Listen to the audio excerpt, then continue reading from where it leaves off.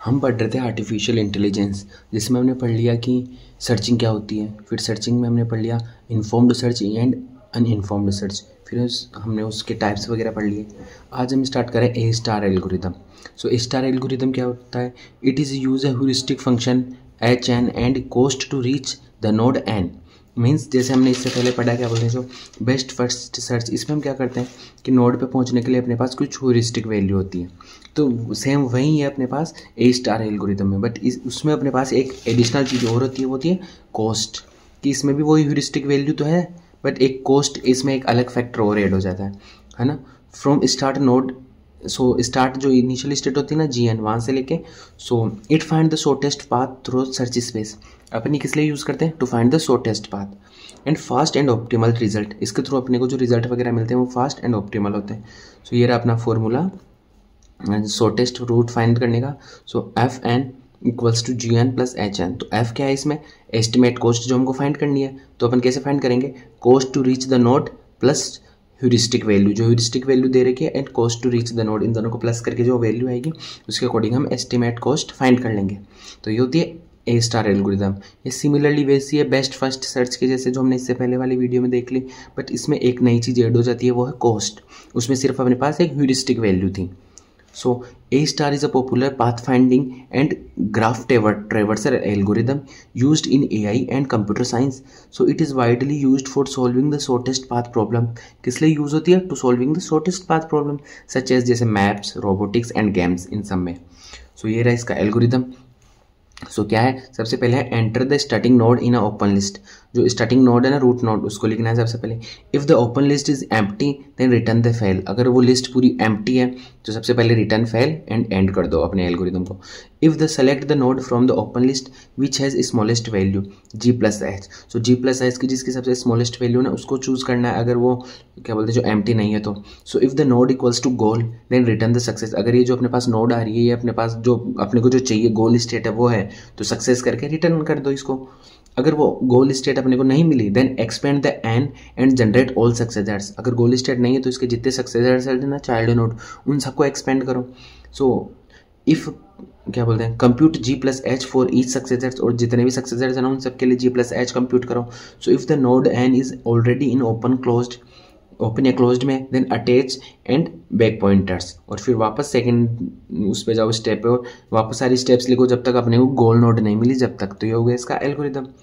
सो advantage क्या है इसके ए स्टार एल्गोरिदम की? Best searching algorithm and optimal and complete है ये पूरी, and solving the complex problem की बड़ी से बड़ी प्रॉब्लम हम इजीली सॉल्व कर सकते हैं। डिसएडवांटेज क्या क्या है इसके?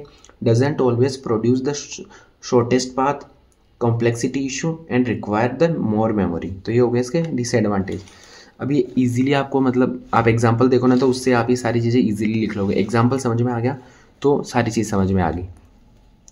तो ये है अपने पास क्या बोलते हैं जो स्टार्ट नोड, रूट नोड, और ये अपने पास गोल, अपने को डी पे जाना है। अब अपने को फाइंड करना है कि शॉर्टेस्ट पाथ कौन सा है अपने पास, ठीक है।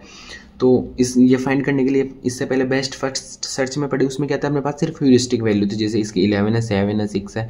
बट इसमें अपने पास एक चीज़ और है, वो है कॉस्ट, जो वैल्यू है 1 2 3 5।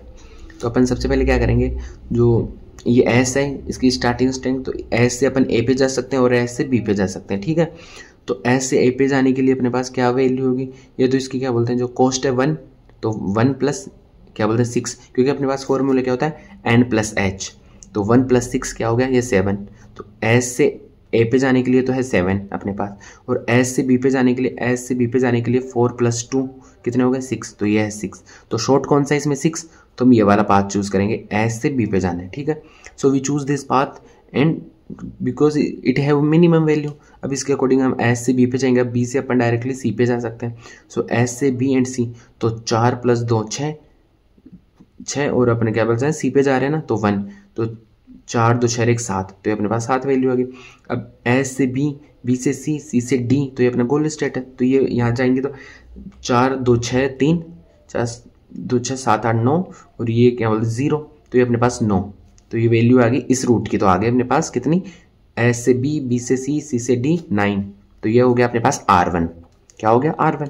अब ऐसे अपन बाकी जितने भी रूट्स वगैरह बचे ना, ये है ना, जितने भी रूट्स है, जैसे S से A B, फाइंड करके, तो ये R2 की वैल्यू हो गई, R3 की, R4 की, जो तो अपने पास सबसे कम वैल्यू किसकी आई, इसकी आई 9, इसकी 13, इसकी 8, इसकी 9। तो SABCD, तो S से A पे, A से C पे, SAB, S से A पे, A से B पे, B से C पे, C पे D पे, तो ये जो रूट है ना ये रहेगा अपना शॉर्टेस्ट पाथ। तो ये हो गया अपने के पास ए स्टार एल्गोरिदम का एक एग्जांपल। अब दूसरा एग्जांपल देखते हैं अपन, वही हो गया बी से अपन जाएंगे ए पे या डी पे, ठीक है। फिर ए अपने को जाना कहाँ पे है, ये तो सॉरी ये तो इसकी स्टार्ट नोड, अपन को एस से स्टार्ट करना है, एस की रूट ए पे और जी पे जाएंगे, तो जी पे अपन डायरेक्टली जा सकते हैं गोल नोड, बट अपन सारी वैल्यूज फाइंड करेंगे इसके अकॉर्डिंग और अपने पास आंसर आएगा ये एस से ए पे, ए से सी पे, सी से जी पे, मीन्स एस से पहले ए पे, ए से सी पे, सी से जी पे, ये वाला रूट है ना ये सबसे शॉर्टेस्ट होगा।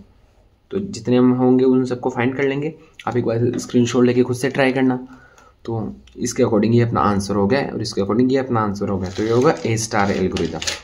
अब अपने पास लास्ट एल्गोरिदम है AO स्टार एल्गोरिदम। सो AO का फुल फॉर्म क्या होता है, एंड और, ए का तो होता है एंड, ओ का होता है और। So it is a search algorithm used in AI for solving a problems that can be represented as an and or graph की, जो वे प्रॉब्लम जो एंड और ग्राफ के थ्रू अपन रिप्रेजेंट करते हैं उनके लिए हम यूज करते हैं AO star algorithm. So it is a optimal search algorithm that effectively finds the least cost solution path by handling the both and और conditions in the problem space, कि जो एंड और की दोनों कंडीशन उनके according ये work करता है। सो ये हो गया एंड और स्टार एल्गोरिदम।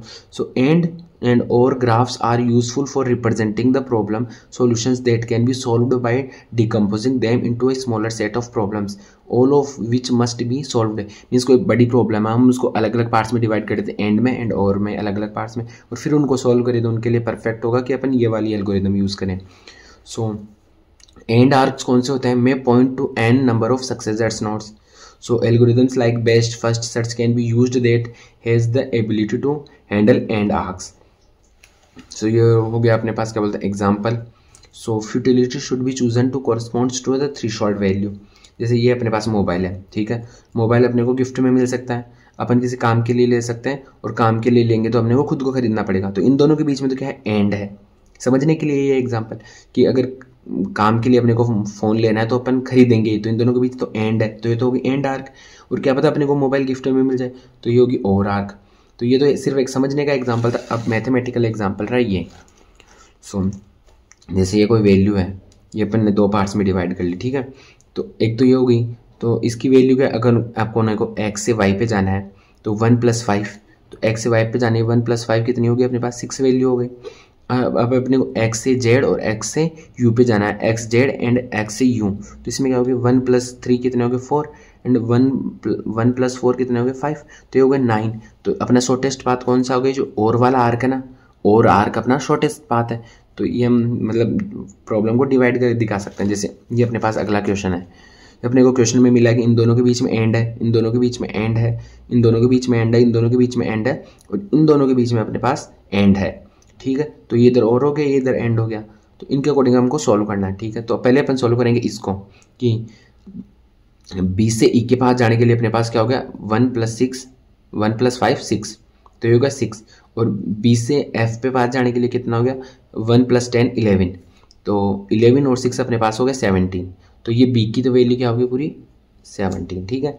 अब वो इसकी वैल्यू क्या होगी अपने पास, क्या बोलते हैं जो 1 + 3 + 1 + 4, तो ये होगी इसकी वैल्यू 9, ठीक है। और इसकी वैल्यू हो गई अपने पास 27।